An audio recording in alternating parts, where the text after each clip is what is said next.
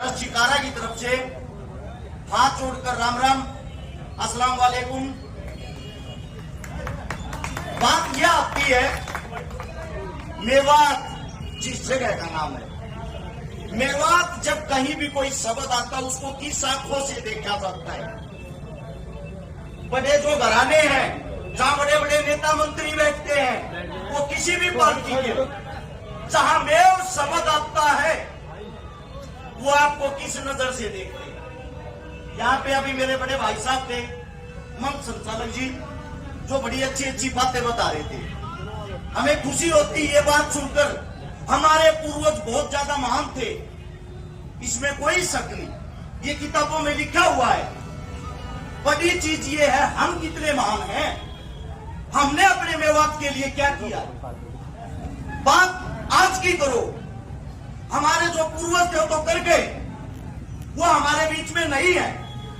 वो अच्छे इंसान थे तभी तो हम उनको याद कर रहे हैं। लेकिन रोना इस बात का आता है, पार्टी कोई भी हो, सरकार कोई भी हो, राज आते हैं चले जाते हैं, राज आएंगे चले जाएंगे, हमने अपने मेवात में क्या बदलाव किया। असलियत यह है, जब मेवात का नाम आता है, मैं सोनीपत रहता हूं, दिल्ली के बॉर्डर के ऊपर, इसकी हकीकत बताता हूं। मेवात को क्या कहते हैं? मेवात को कहते हैं, मेवात के बारे में कहते हैं सबसे पिछड़ा हुआ इलाका, ना कोई शिक्षा, ना कोई बिजनेस, ना कोई रोजगार।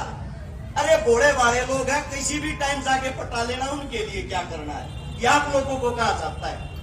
मैं ये कहता हूं, ये नेता मंत्रियों की कमजोरी नहीं, आप लोगों की कमजोरी है।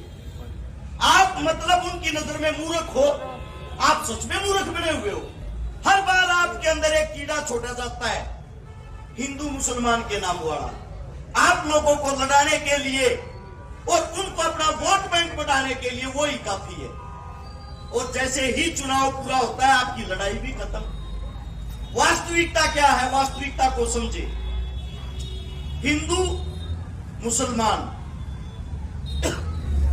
ना ही हिंदू अनजान, ना ही मुसलमान अनजान, दोनों एक ही मां के बेटे हैं, दोनों हिंदुस्तान की शान है। तू मेरी गीता पढ़ ले, ला मैं तेरी पढ़ लूं कुरान। हर मजहब के अंदर, हर धर्म के अंदर ये कहीं नहीं लिखा हुआ कि आपस में एक दूसरे धर्म से नफरत करो, अन्याय करो। लेकिन ये बातें चुनाव के टाइम पे कहां से निकल के आ जाती है। बड़े भाई साहब ने जो बातें कही, उन्हीं के बीच एक बात बताता हूं। सबसे पहली लड़ाई अंग्रेजों के साथ जो 1757 में हुई, वो लड़ाई सबसे पहले लड़ी किसने थी? भाई साहब ने बताया चांद खां मेवाती ने सबसे पहले गोली चलाई थी, सत्यता है। लेकिन वो लड़ाई जो शुरू हुई बंगाल से हुई थी। बंगाल में साधु संतों की और मौलवीजियों की मीटिंग हुई कि हमारा हिंदुस्तान गुलाम हो रहा है, हम ही लोग वो हैं जो इनको बचा सकते हैं, क्योंकि हमारे को गुरु मानते हैं। 5000 साधु संत और मौलवी इकट्ठे हुए, उन्होंने अंग्रेजों के साथ लड़ाई शुरू की। उन्होंने बेटियों को, बच्चों को सभी को एक साइड करके स्वयं लड़ने का फैसला लिया, जिसमें बड़े बड़े मौलवियों की, साधुओं की उम्र 90 से 95 वर्ष थी। वे बुजुर्ग हमारे लिए लड़ते रहे। लेकिन हिंदुस्तान एक इतना गुलाम हिंदुस्तान हो चुका था, अगर किसी मौलवी को, किसी साधु संत को पीटा जाता था, हमारे अपने लोग बैठकर तमाशा देखते थे और उसका मजाक बनाते थे। एक अफसर साहब ने, अंग्रेज अधिकारी ने लिखा था, हम 4 साधु संत और मौलवियों को गिरफ्तार करके भरे बाजार में लेके गए।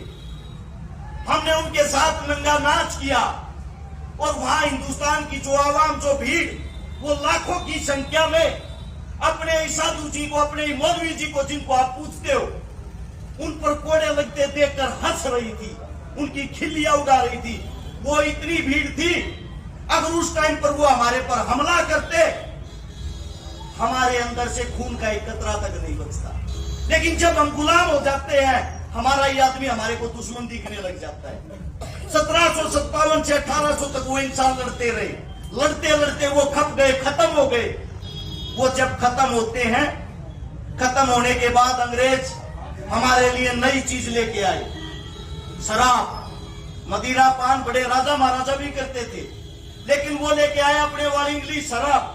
1832 में बंगाल के अंदर पहली शराब की दुकान खोली और उन्होंने हर इंसान को हरी शराब पिलाई।